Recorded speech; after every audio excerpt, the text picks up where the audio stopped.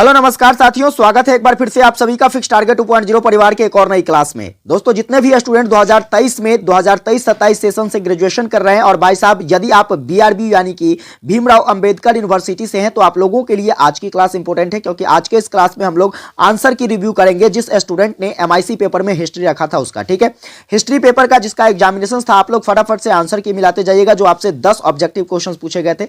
साथ ही साथ दोस्तों ये कमेंट करके जरूर बताइएगा कि हमने आपको हिस्ट्री का जो मैराथन क्लासेस दिया था ऑब्जेक्टिव का और सब्जेक्टिव का, वहां से कितने ज्यादा क्वेश्चन जो है डायरेक्टली आपके एग्जाम में टैली किया है। चलिए फटाफट से हम लोग क्वेश्चंस की तरफ बढ़ते हैं और सबसे पहले हम लोग क्वेश्चंस रिव्यू कर लेते हैं किसका। तो देखिए यहां पर हम लोग सबसे पहले रिव्यू करेंगे ग्रुप नंबर बी में। ठीक है, देखिए ग्रुप नंबर बी में आपसे शॉर्ट टाइप क्वेश्चंस पूछा गया था और शॉर्ट टाइप क्वेश्चन जहां पर आपको 4 क्वेश्चंस बनाने थे। देखिए यहां पर सबसे पहला ही क्वेश्चन आपको हमारे क्लास से देखने को मिला, वेद पर संक्षिप्त टिप्पणी लिखें।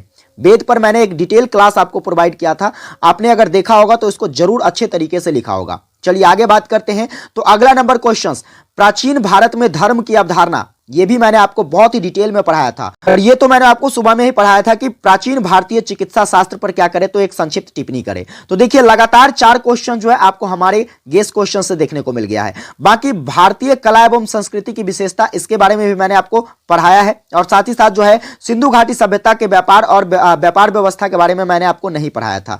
इसके बाद जो है प्राचीन भारतीय राजनीतिक व्यवस्था के बारे में वर्णन करें, ये भी मैंने आपको नहीं बताया था। मैंने आर्थिक व्यवस्था के बारे में पढ़ाया था, राजनीतिक व्यवस्था के बारे में वहां तक अभी नहीं पहुंच पाए थे। लेकिन देखिए आपको 4 ही प्रश्न बनाना था, तो कहीं ना कहीं आपके 4 प्रश्न जो है हमारे डायरेक्ट मैराथन क्लासेस से आपको मिल गया है। चलिए आगे बात करते हैं लॉन्ग टाइप क्वेश्चंस। तो देखिए लॉन्ग टाइप क्वेश्चन जो आपको पूछा गया था वह क्या है। सबसे पहला क्वेश्चन सी भाई साहब मैंने आपको बहुत ही डिटेल में पढ़ाया था भारतवर्ष के बारे में, भारतवर्ष से आप क्या समझते हैं। इसके बाद भारतीय संस्कृति की विशेषता, ये भी मैंने आपको बहुत ही अच्छे तरीके से पढ़ाया है।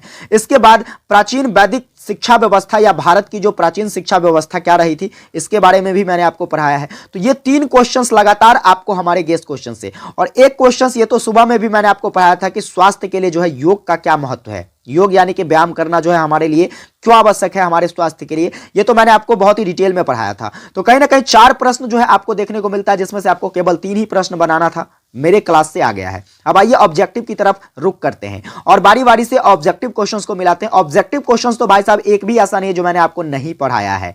देख लो आप हमारी मैराथन क्लास उठाकर और फिर बताना कि मैंने आपको ये क्वेश्चंस करवाया है या नहीं।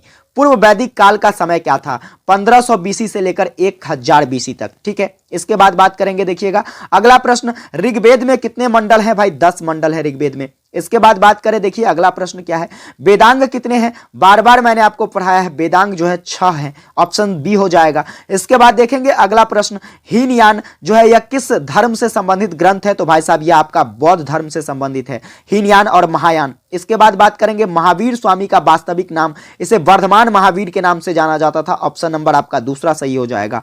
फिर आगे बात करेंगे, देखिएगा अर्थशास्त्र के लेखक, मैंने आपको बार बार पढ़ाया था, पाणिनि एक व्याकरण लेखक हैं, वेद व्यास जिसके द्वारा जो है महाभारत लिखा गया है, चाणक्य जो कि अर्थशास्त्र के जनक माने जाते हैं, अर्थशास्त्र के लेखक माने जाते हैं। चलिए आगे बात करते हैं, आपका अगला क्वेश्चन क्या है। आपका अगला क्वेश्चन पूछा गया था मौर्य वंश के संस्थापक कौन थे। तो देखिए मौर्य यहां आ गया, तो यहां पर खोजिए, मौर्य है कहीं लिखा हुआ, बिल्कुल लिखा हुआ, चंद्रगुप्त मौर्य। मौर्य वंश के संस्थापक कौन थे, चंद्रगुप्त मौर्य। कुछ स्टूडेंट कहेंगे सर बिंदुसार होगा, नहीं भाई, मौर्य वंश के जो संस्थापक थे चंद्रगुप्त मौर्य, इसका पुत्र था बिंदुसार। ठीक है, इसलिए याद रखिएगा चंद्रगुप्त मौर्य के द्वारा ही क्या किया गया था, तो मौर्य वंश की स्थापना करी गई थी। आगे बात करेंगे, देखिए बुद्ध का जन्म जो है यह कहां हुआ था, आपको मैंने बार बार बताया था, लुम्बिनी कपिलवस्तु में इसका जन्म होता है। इसके बाद लुम्बिनी में इसका जन्म होता है जो कि नेपाल में है।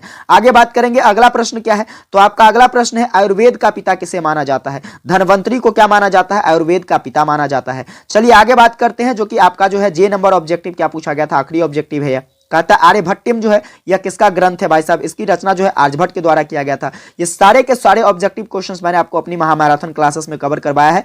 अगर जिस स्टूडेंट ने मैराथन क्लास मेरा देखा रहा होगा तो आप बिल्कुल ही 10 में 10 करके आए होंगे। आप कमेंट करके जरूर बताइएगा आपका ऑब्जेक्टिव जो है 10 में कितना सही है। इसके बाद जो है हमारी क्लास आपको किस तरीके से एग्जामिनेशंस में हेल्प की, ये भी जरूर कमेंट करके बताइएगा। विशेष आप लोगों से अगली क्लास में मिलेंगे, तब तक के लिए जय हिंद, वंदे मातरम।